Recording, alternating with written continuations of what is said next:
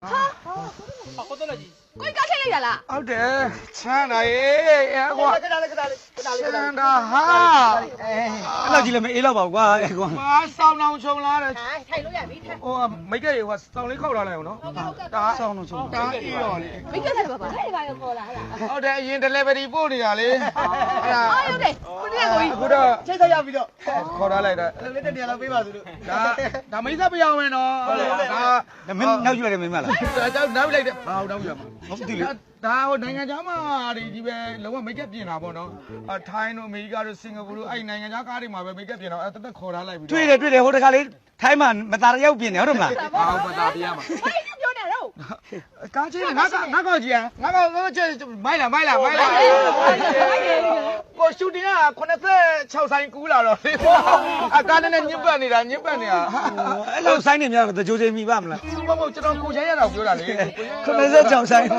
မနာလိုနေဖြစ်နေရုပ်ကမနာလိုဖြစ်နေရုပ် အားလုံးကအလောက်ကများတော့96ဆိုင်ကို3မိနစ်တည်းနဲ့ပြီးကူးလာ အော်သူ့ကောင်9ကောင်တောင်စိုးနေသေးတယ် ကိုမင်းကောက်တည်ကြကျွန်တော်0ကစားဖောက်စီတာပဲ 0ကီလို โอเคပါအဲ့ဒါ ဟိုဒီအောက်မှာတားပူတယ်ဆရာသူများနဲ့ရှင်းပြီးထားနေမှာအောက်တန်းကြတယ်ဆရာကောင်းပါအဲကုန်းနဲ့ထိုင်အောင်လား ကိုမရမဟုတ်လေ ကျွန်တော်ပဲခုနချမ်းလို့ဆိုဖျားပြီးသေသွားအောင်မယ် မရတယ်ကျွန်တော်အဲ့အချမ်းတောင်ခံနိုင်တာပဲအဲ့ဥတောင်မခံနိုင်တာဟိုဒါနဲ့ကိုကလိုင်းကောက်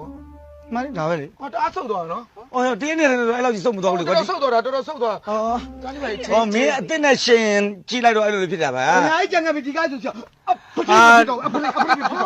ဒီထဲဒီမှာငါထိုးပြီးတော့မယ် အထဲမှာအဲကွန်းလေးနဲ့ အော်မမိတ်ကကိုတစ်ချက်လောက်ချိန်လိုက်တော့နော်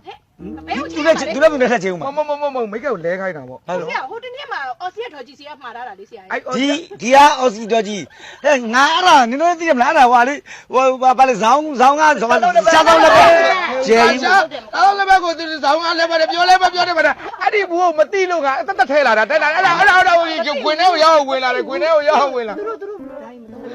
တော့မိတ်က မိတ်ကကိုလေတခါတည်းပြောရမယ်နော်အောင်းကြည့်လာနော်